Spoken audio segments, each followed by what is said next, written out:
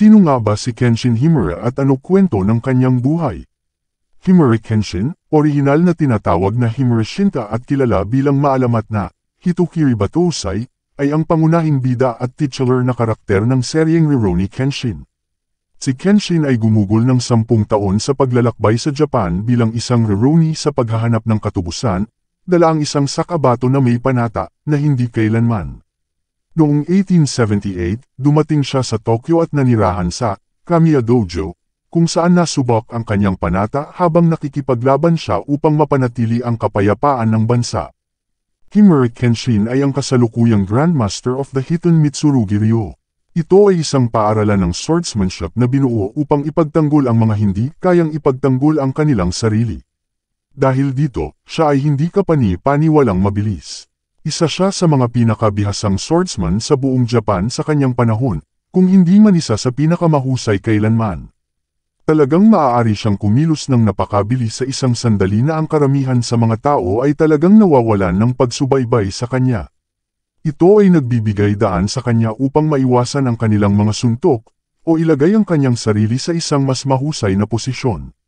Sa pakikipaglaban, madalas siyang gumamit ng kakayahang makadama ng emosyon upang matukoy ang pag-iisip ng kanyang kalaban. Ito ay nagbibigay daan sa kanya upang matukoy kung saan ang kalaban ay malamang na umatake, gayon din kung kailan. Si Kenshin ay ipinanganak na Shinta, hindi kilala ang pamilya. Sa edad na 7, namatay ang kanyang mga magulang sa cholera, at kinuha siya ng mga mangangalakal ng alipin pagkaraan ng 1 taon. Nakipagkaibigan siya sa 3 batang babae na nahuli rin, ngunit nang sinubukan nilang tumakas, napatay ang 3 babae. Hindi alam kung paano nakaligtas si Shinta, ngunit nakaligtas siya. Isang hindi kilalang puwersa ang pumatay sa mga alipin wala pang 1 araw pagkatapos ng pagkamatay ng mga batang babae. Nang magsimula ang mga digmaan sa panahon ng Meiji Restoration, kumilos si Kenshin bilang isang assassin na kilala bilang Hitokiri Batosai. Nakabuo siya ng isang alamat bilang isa sa mga nakamamatay na swordsman na nabubuhay. Sa isang labanan na nagtapos sa pagkamatay ng kanyang asawa, nakuha ni Kenshin ang kanyang hugis X na peklat, at nanumpa na pumatay.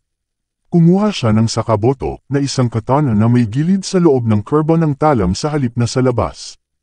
Sa pamamagitan nito ay maisagawa niya ang mga pamamaraan ng Hiton Mitsurugi Ryo nang walang takot na kitilin ang buhay. Makalipas ang 10 taon, natuloy siya sa pamilya ni Kamiya Kaoru.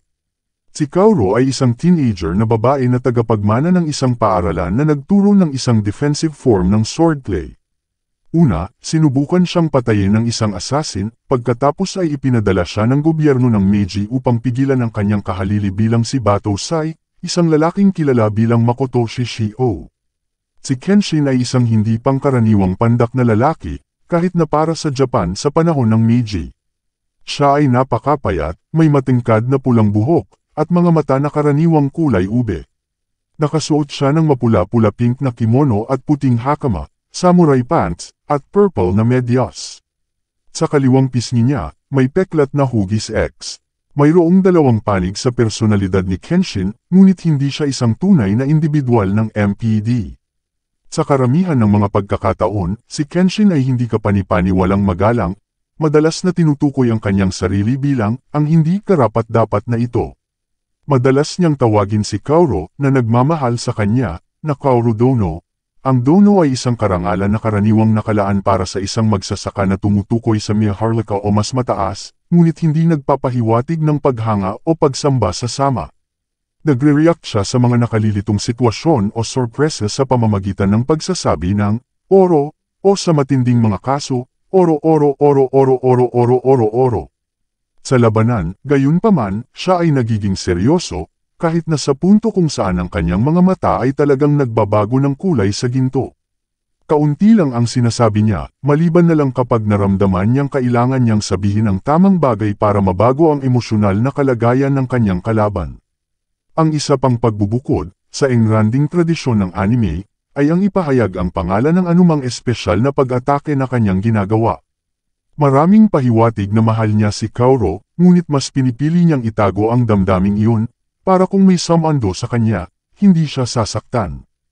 Sa labas ng Hiton Mitsurugi Ryo, Si Kenshin ay nagpakita ng mga independenteng pamamaraan ng espada na nagpapahiwatig ng kanyang sariling mga nakuhang kasanayan. Si Kenshin, alinsunod sa kanyang malambot na kalikasan, ay lubos na sanay sa gawaing bahay dahil marami sa mga residente ng Kamiya Dojo ang nagkomento sa kanyang luto, lalo na kung ikukumpara kay Kaoru, at siya ay madalas na nakikitang gumaganap ng mga gawain tulad ng paglilinis ng dojo.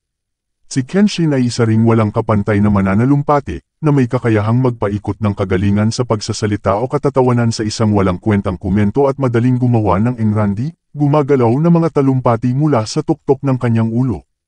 Habang pinapanatili ang kanyang cool, siya ay sanay sa mga pilosopikal na argumento, mabilis na nakikita ang mga bitek sa loika ng sinumang kalaban nang hindi nawawala ang isang matalo sa pag-uusap. Iyon lamang po at salamat sa panunood.